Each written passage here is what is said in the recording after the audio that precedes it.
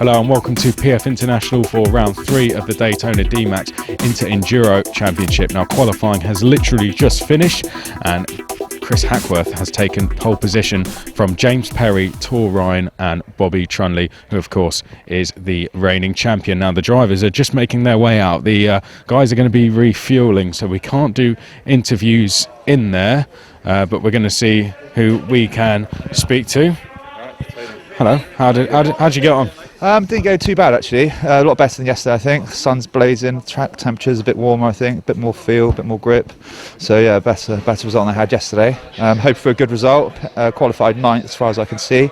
So the only way is up I think. It's been 3 years since we've been here, you enjoying it? Loving it. I mean 3 years ago I actually won here, my first ever win, my only ever win. I think I had a bit of a sneaky cart, I think that was the problem, but yeah, excellent, best track in the country I think, superb grounds, everything's manicured, all the corners look perfect, yeah, really nice place to be. Thanks for speaking to us, best of luck. That's one to watch in the race then. Right, we're going to keep moving because I want to speak to some of the top 4 to be honest. I want to speak to the reigning champion Bobby Trundley. I know it's not too... Oh, Bobby. Oh, hello. No, cameras are here now. We can do that again in a minute. 4th place.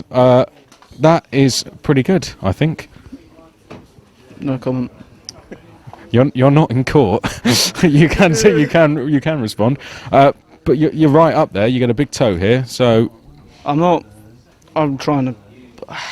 Should have not done what I did. That's all I'm saying. Oh well, we'll leave it there. I should shut the car anyway now. So.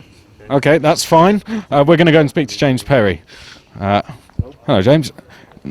That win last time out, you seem to be flying now. That was a good qualifying. You were second, so front row. That's not bad. Yeah, in the lights race, the guy on second actually was leading into turn 1. So.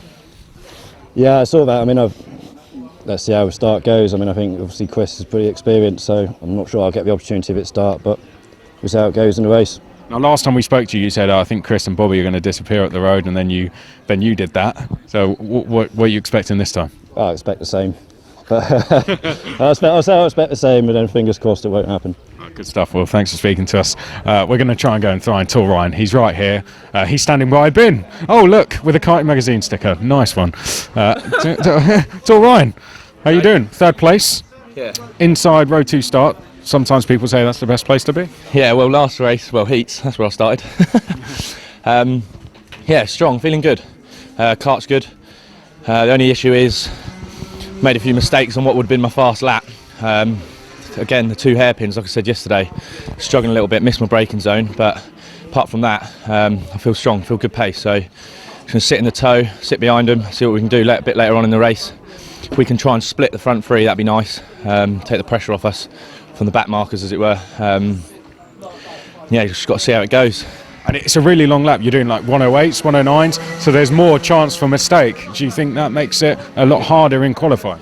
Yeah, definitely. I mean, you miss one corner, the straights are so long, it makes a big difference on each straight. And yeah, like I said, there was 2 on the lap that I really thought I had a good start. Halfway through, it just sort of fell apart, missed my apex for a chicane, and unfortunately that was right towards the end of the session, so I only got 1 more lap in, and there was people in front of me and couldn't push past, but still happy with 3rd. We can definitely work on it. It's a long race, it's an hour.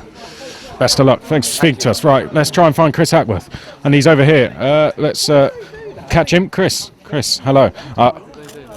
Pole position. Good stuff. I saw you got a little bit delayed on that last lap there, but you were pole anyway. That is a good start to the day.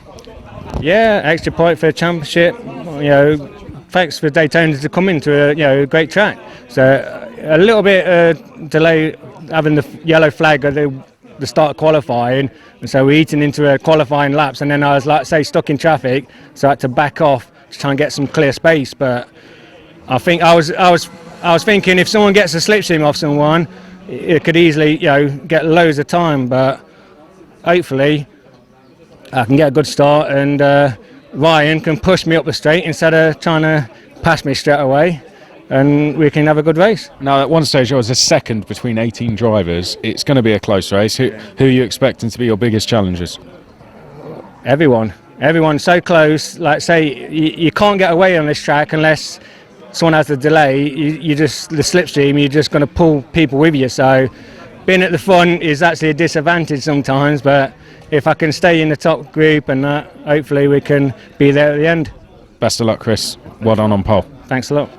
Well, that's we've spoken to a few drivers now. Just going to have one more look. We'll just walk round this way and see if we can grab one more driver.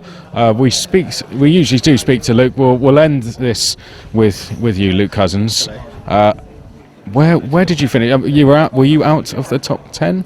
I think I'm about 10th or 11th or something like that. I don't know, it's such a big grid, it's hard to remember where I was, but yeah, not the best of sessions to start off with, but like I say, it's a long race. It's bound to be a few mistakes and little coming together at a track like this, so yeah, we'll just see how it goes. Do you feel your form is coming back? I hope so, yeah. I don't really like being mid-pack, so yeah, I love this track, so, and yeah, my kart feels fairly good, so yeah, just see how it goes. Thanks for speaking to us, Luke. We'll just walk in here. We can't get in the way. The karts are being refueled. They get refueled and then they're pushed out onto the grid, and the drivers go out onto the grid, which is there. We currently have a driver testing one of the karts, and then they start from the grid. It's really is a lovely circuit here. It's going to be a great race. We've got an hour ahead of us. It's round 3 of the DMAX Inter Enduro Championship for 2017. We are at PF International. Qualifying result is as so. Chris Hackworth took pole position in qualifying in what was a very close qualifying. 9 tenths separated the top 10, well, less than 9 tenths. Around a second separated the top 12. So Chris Hackworth took pole position from James Perry. Tor Ryan and Bobby Trundley are on row 2. Michael Tillett and Joe Ellis are on row 3. Zana Mahoney and Daniel Russell are on row 4. Anthony Kirk and Jordan Taylor are row 5. Then it is Luke Cousins and Philip Senior. Andrew Tempest and Seb Cook are row 7. Tim McKeegan and Ollie Peacock one to watch from row 8. Alan Curtis and Mike Coppin also one to watch there from row 9. Then it's Alatoli Dulco and Martin Bork. Rounding out the top 20, Tom Eastwood and Ryan Welch are next. Then it's Lee Kerry and Tim Ellis. James Cook and Stuart Shearman is 26. James Browning and Nigel Foote is 28th. Rounding out the field is Peter Blackburn and John Donnelly. We have an hour's racing ahead of us. Alex Goldschmidt is alongside me. My name is Chris McCarthy. And, well, we have one driver at the back trying to catch up the field. I imagine we could get a full start. In fact, there's a red flag up on the board, so the drivers seem to be coming to a bit of a stop at the moment. So, well, let's see. Are we going to get away this time? Let's see. I'm not too sure what the situation quite is here. They are going very slowly, and they've just gone green, I think. Is this Chris. the race start? Yeah, they've just gone green. They're three, nearly 4, 5 abreast. They're going into turn 1 and 2. Oh well, that was a different kind of start to what we're usually used to, but Hackworth has the lead from Perry and Ryan as they make their way onto the Litchfield Bridge. It is Hackworth with a bit of a healthy lead. Ryan's just taken second place from James Perry as they now exit the bridge. Fourth place, I believe, is Michael Tillett. And there's a four-way battle. I think that's probably for at least 10th place there. There's 6 or 7 karts there going up the infield. They're bouncing off each other a little bit there, Chris. And I think that's Bobby Trundley trying to send it up the inside. Yes, he's side by side. Who's that? That's James Perry who's got up the inside. The pair are side by side going into the first infield hairpin. Trundley takes the place there, Chris, and waiting in the wings is Michael Tillett up to 5th. Yep, so that's Bobby Trundley then through into 3rd place at the second hairpin. He goes down towards the chicane. And there's a nice emerging battle between Ollie Peacock and Jordan Taylor, who've both got up to 7th and 8th respectively there, Chris, going into the last part of the circuit. And there's a spinner in the chicane there. Wondering who that is, who's just rapidly dropped down the order, rejoins safely there, waits for all the other karts to go by. We'll pick that up as they come across the line next time. Can't quite see from this distance, but Bobby Trundley in 3rd place is starting to bring the likes of James Perry and Michael Tillett closer to the lead pack. So leaders now make their way off the Litchfield Bridge, still as you were. Oh, Bobby Trundley now lining a move up on Tor Ryan here. He's going side by side there, Chris. He's right up the inside of Tor Ryan, giving him enough racing room. And I think James Perry might be going with him. No, he doesn't. No, he doesn't. Tor Ryan is still on the back bumper of Trundley. So they go towards the second infield hairpin. Nudges the back bumper of Trundley slightly. But James Perry is really, really quick there. And he's caught the back of the two battling. That's Ryan and Trundley for second place at the moment, going into the penultimate couple of corners of the track there, Chris. Michael Tillett has dropped off the back of this lead group and has been caught by Joe Ellis. Joe Ellis was half a second quicker last time, and if he can repeat that, if he can reflect that, well, he has reflected that kind of pace because he's now right on his rear bumper. Behind that we have Luke Cousins and Ollie Peacock, who's jumped up from 11th, Chris. He was 11th in qualifying, so Luke Cousins has done some fantastic work in the first 4 laps already. Well, and Ollie Peacock now defending from Jordan Taylor. That's and they're literally and a change for lead.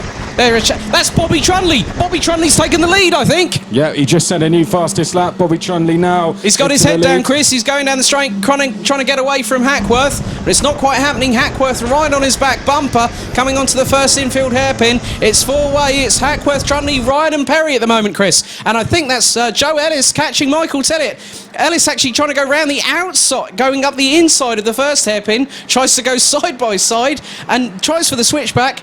And I think that Tillett has actually got him a little bit at the moment, but we've still only got 5 minutes completed so far. Let's go back to that lead change and look at it on board from Chris Hackworth. It was as they went under the Litchfield Bridge. Just see Hackworth coming under the bridge there, and Bobby Trundley managing to get through by the time they are back over the bridge. So good move from Trundley. He hits the front, and with this kind of pace, they've got to be careful that he don't escape up the road. He looks over his shoulder. Chris Hackworth. Hackworth is having none of this. Hackworth is having none of this. Nor is Tor Ryan, nor is James Perry. It's a 3-way scrap as they've gone under the Litchfield. Isn't it? That's 4-way scrap. All of them are literally nose to tail here, Chris. And there's a nice little battle still emerging. Luke Cousins is broken into the 68s now. He's done a 68.9 last time round. Also going sub 69 was Chris Hackworth and Bobby Trundley. So Luke Cousins, third quickest on track, Alex. And also, let's not forget, we've got Daniel Russell, who actually qualified 8th. He's down in 14th. A disastrous start for him, but he's clawing his way back the order. And they're battling again, tooth and nail. Ollie Peacock, literally... Luke Cousins up the inside. Luke Cousins up the inside, going underneath the bridge. He's made the move. Luke Cousins then through to 6th place. Find Michael Tillett.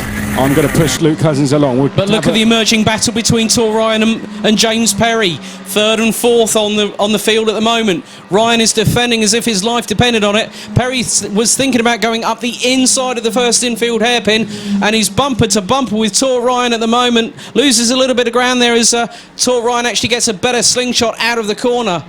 Just want to go further back down the field. Ollie Peacock really struggling. He's just been passed by Zander Mahoney, who was 4th in last year's championship. Zander actually had he qualified 7th. He's had a disappointing start to the race, but he's on the recovery. He's back to 9th.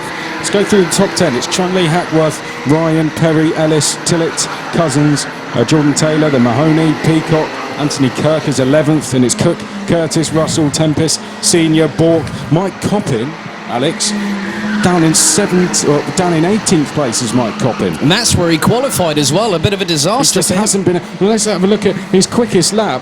Was, let's see, it's a 109.3. But Hackworth might have the run coming out over the bridge. He does indeed. He's nearly on his back bumper at the moment. I think Hackworth might be trying an inside move up right about now. He doesn't. He thinks better of it. There's still over 45 minutes left, and these two are battling like it's a full-on sprint, Chris. I don't think he's going to go past, to be honest, Alex. I don't think Chris Hackworth will make a move anytime soon. You know, there's 48 minutes left. Yeah. If I'm honest, I think he's just going to sit there, wait till they hit the traffic, and then go for his move. Right, now look at Joe Ellis in that blue race suit and white helmet coming down towards hairpin number 1. He's looking... Oh dear. Oh, there was a bit of a touch there. Well, Luke Cousins clearly lets him back through again. And I think he was a bit too generous, because the gap has tripled to what it was coming down. At the very least, when they get the run out of the turn here, going it's 3, 4, 5 times more. Yeah, it's 5 or 6 kart lengths there, Chris. And look at this emerging, this little battle down... hairpin number 2. And this is the battle between... I think led by Alan Curtis. Yes. I think I might have seen Mike Copping in there as well, the number 5. He is in that mix as well, so that's a four-way scrap there a little bit. I think he's got a new race suit, because he hasn't got the usual white race suit on, and I think that might be down to the certain Daytona 24 Hours next weekend. Yes, which you've already been talking about since we started today. Well, we talked about in the light enduro video, and there he goes. Well, in fact, it's a black race suit now, and he's pushing down the straight, Daniel Russell. And I think we're going to see a move. There he goes up the inside. That's a really nice clean overtake. Timed the slipstream to perfection under the Litchfield Bridge and did the job. Behind, there was as we were on board there, Mike Coppin and Anatoly Dulko also went past Martin Bork. So that's Mike Coppin now into 15th place. We're on board again with Luke Cousins as we go up towards hairpin number 2. And he's going to poke one up the inside. Here we go into hairpin number 2. Get it slowed down in time. Yes, that's a perfect move from Luke Cousins. Just comes across there to cover it off. And Luke Cousins back into 5th place. And he's going to have to defend it this time. They need to decide who's going to do the leading and who's going to do the pushing. I think they can't decide between the pair of them at the moment, because they're still side by side going into the second infield hairpin.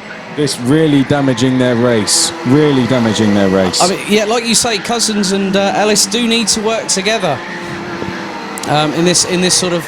And the leaders now, Chris, will start to hit back marker traffic. It's gonna. I've seen Tor Ryan and James Perry go past a couple of back markers a lap ago. So it's anyone's guess as to what dynamic that is going to bring as we fast approach the halfway point here.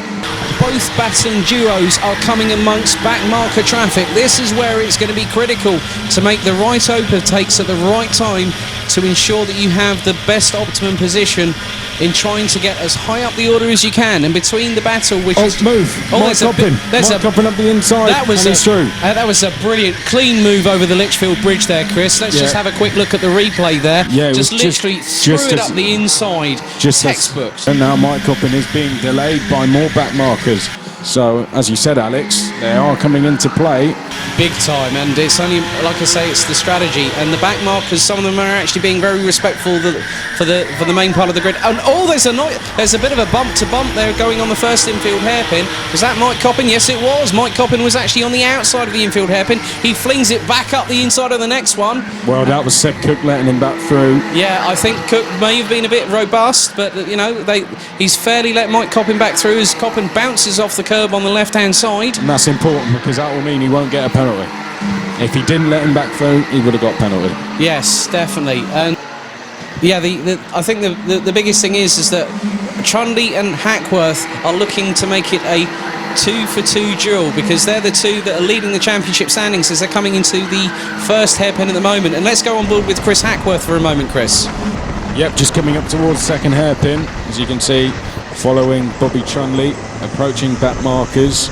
He might just get gifted the lead when they are in the midst of back markers here, but if he doesn't, then I think he'll wait for sort of 2 laps to go, because you can get past with all the hairpins here. You can there's a lot of places you can get past, so you can be patient at this track and wait till literally the last lap and still get past. I think it. Unlike somewhere like, say, I don't know if it's fair to say Sandown Park, but maybe somewhere like Clay Pigeon, where it's a lot harder to overtake. There's a lot of tracks where there is that compromise where you're having to really think about where Wilton Mills. Wilton Mills, another case in point. Yeah. I mean, last time out, there were also opportunities there where you couldn't actually see, and then someone throws it up the inside, and you think, where did that one come from? And James Perry has not yet got past Tor Ryan. Tries to think about throwing one up the inside into the final set of corners. Doesn't quite make the move stick. So Tor Ryan is defending really, really well here at the moment from James Perry. Literally the pair nose to tail, as it's still Hackworth behind Trundley. Cousins has got Ellis for company, and they come across a couple of back markers. I think Cousins was a little bit compromised there going into the first infield hairpin. They're trying to make it past this. I'm trying to make out who that is who's in front of Luke Cousins at the moment. Very, very bright, colourful. Stuart Sherman. Who's down in 25th at the moment, so they've got to try and make it past, because Cousins wants to get as much road between himself and Joe Ellis in the running for 5th at the moment. and that's going to make for a lot of difference between Cousins and Ellis. But Tillett, I think Tillett is there. He is waiting to pounce, and he's actually done a really good. He's actually at least 0.4 of a second quicker, I believe. Well, he did his personal best last time, 68.391, which was quicker than Bobby Trundley. Yes, That's and to give you an idea of how quick he I was. think we have. This is the battle, the Tempest battle.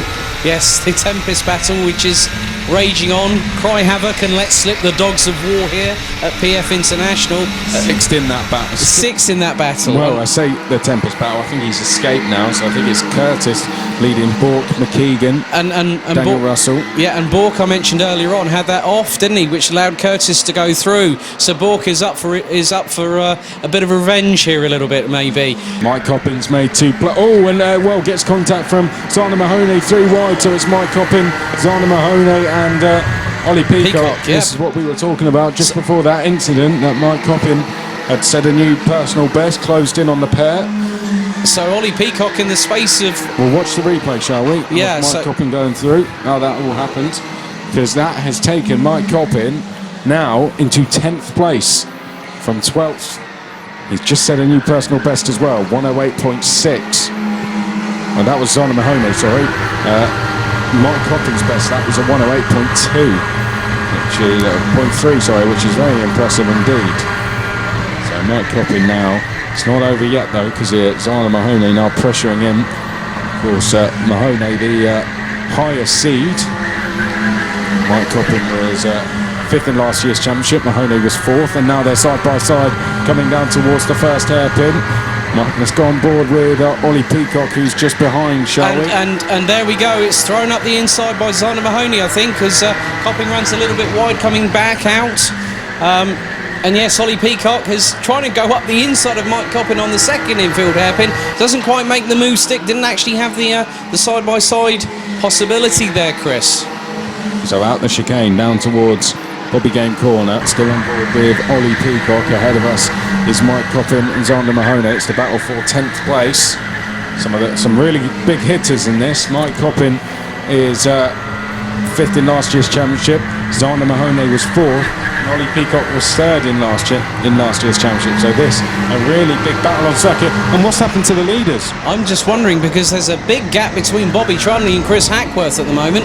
1.6 seconds. And Tor Ryan, he was on the last lap. Look, last time round, he must have had a mistake. Whether maybe that spin up at the top, just off the Litchfield Bridge, he might have been behind that and may have compromised his run into the corner. That's it. I'll tell you what, that's a good shout, because Hackworth's done a 109.6 and Trundley done a 108 flat. So it's with just over 15 minutes now.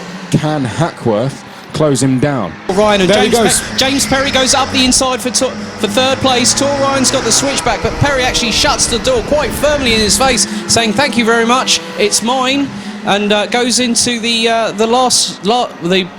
final chicane before the tight technical section at the end of PF International. So that was a really good clean overtake from James Perry. Actually made the advantage of the switchback. But Perry and Ryan come over the Litchfield Bridge now for the 42nd time. Oh, and they're side by side. Ryan's got the run there down the inside, down towards the first hairpin. Ryan's alongside. Don't break too late, Tom Ryan. Just keep. Oh, that's perfect. Keep him to the outside. James Perry has no response. Now he's coming to the outside, going towards hairpin 2. Tor Ryan shuts the door out to the second hairpin. Ryan coming across. Oh, James Perry's got the run into the chicane. Is he going to get alongside? Oh, not quite. Great battling between the duo for third place on the road at the moment.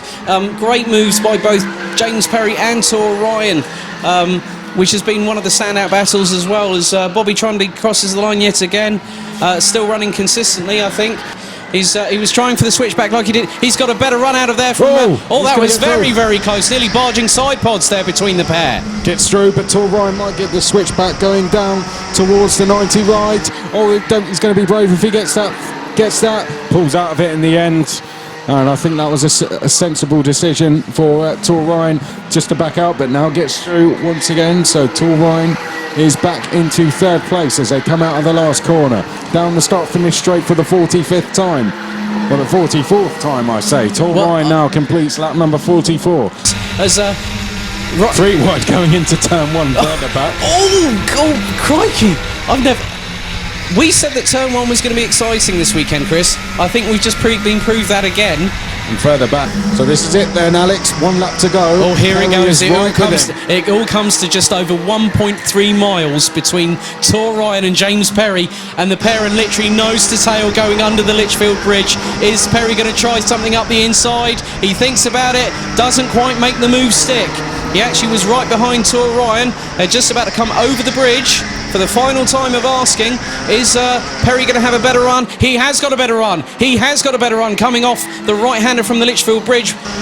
He's actually gone towards the inside, probably to try and fake the move up the inside of Tor Ryan, but Ryan is having none of it. Absolutely none of it. After all those attempts, Ellis is going to go through into the chicane. Where's our race leader, Bobby Trundley? He's already taken the checkered flag. He's already taken the checkered flag. Here we go. I'm waiting for it. Where is Tor Ryan and James Perry? They're just coming across the start-finish line. And it's Tor Ryan that takes the final podium space, shaking his hand in the air with triumph. Great job by Tor Ryan, keeping his head down, but great battling for 3rd and 4th and 5th and 6th. I have to commend Tor Ryan, James Perry, Joe Ellis and Luke Cousins. Gentlemen, you have made us entertained this morning. Bobby Trundley takes the win then by 11.8 seconds and extends his championship lead. Second, Chris Hackworth, he'll remain second in the championship. Tor Ryan finishes third, that may bump him up to third in the championship. James Perry finishes fourth. Joe Ellis sneaks through Luke Cousins on the last lap to take fifth. Then, of course, Cousins was sixth. Tillett was seventh. Then it was Kirk, Taylor and Mike Coppin. Good recovery from him to round out the top 10. Then it was Zander Mahoney, Ollie Peacock, Seb Cook, Tim McKeegan. Alan Curtis was 15th. Andrew Tempest 16th. And it was Eastwood, Russell, Bork and Dulco. Outside the top 20 we had Senior, Ellis, Welch, Shearman, Carey, Browning, Cook, Foote, Donnelly and Blackburn. Trophies up. Third place, Tor Ryan. A titanic battle with James Perry, but just held on in the end. Yeah, for the whole way I'm done. I'm over, no racing this weekend again. Yeah, hat off to him, mate. He pushed me all the way to the last corner. 2 corners before the end, he actually nudged in front of me. I managed to run a wide line and just stay inside, and then position in my cart, got a nudge, and pushed him to the line, luckily. But I mean, he done so well to stay, because we gapped him at first. I was with these two, then I made a mistake, and that was it. It was them two gone, and me and him for a good 45 minutes of the race, I think. Yeah. Never seemed to end. No, I mean, I'd gap him through coming off the bridge down the hill. And then instantly he was so much quicker in the infield through the 2 hairpins, so he's straight back on me there, and then I felt a little bit of strength over him on the last few long turns, but then the infield, he was so strong every time, he just straight back up behind me. I mean, hat off to these guys as well, they were just gone. They just went from us. I don't know what happened between them yet, but yeah, well happy with today. It's a good result after last month, last round. Got 6th, so yeah, it's good to be back on the podium. Well done, Tor. Well done. Chris, we'll come to you next. Now, what happened? There was a lap where you were with Bobby, and then you were like 1.6 seconds back. What happened on that lap? Yeah, I said in qualifying, actually leading, you're giving the bloke behind a great slipstream, and so at the start when Bobby jumped there, I thought I'd work together with him, and I was pushing him up the straight and buying him a time, trying to get the gap over Tor and 3rd and 4th, and that was my plan. He was a little bit quicker at the second hairpin. I was losing time, but then I could close it back on the slipstream. But then I don't know, I'm not sure if I'll have to look back on the video, but I think I clipped the inside curb, or I was too close and misjudged it, and I was off in the cones, and then I tried to avoid the cone and clipped the barrier a bit, but I think I got 5-second penalty, so it dropped me away from Bobby. But I waited probably a bit too long. My plan was like push Bobby and then battle, and I just misjudged it. I think I just clipped that curb on the last corner, and I was dropped off Bobby, but still ahead of 3rd, so I'm happy with 2nd. Good stuff. Well done, Bobby. You were a bit disappointed after qualifying, 4th on the grid in that, but yeah, you seem to have a real turn of pace there in the race. It wasn't long before you hit the front, and then you were away eventually. Like I said, I gambled on the kart swap in quali, obviously, just out of preference. I wasn't really happy because I was expecting the kart to be a lot quicker, but obviously it wasn't all warmed up and all. But it was a pleasant surprise, actually. It felt the same, but the top end on it, oh my god. In the slipstream, it just caught up with everyone, and that's how I got to Chris in the end. And then I was just wondering what he was going to do. But I just thought, because he's pushing me, I just thought, right, just don't defend. Just keep going. And then the lap before he crashed, I just saw him try and have a little look. So I went, all right, here we go. And then all I knew was coming out the last corner, the lap when he crashed into the barrier, all I saw, I literally looked back just wondering where he was. And I just saw Chris on the curb, up in the air, with a barrier drag coming along with him. So kind of surprised, but hey, win's a win. Well done. That's extended your championship lead. So looking good so far, Bobby. That's it for round 3 Inter Enduro. If you want to get involved in DMAX, visit our website or call this number.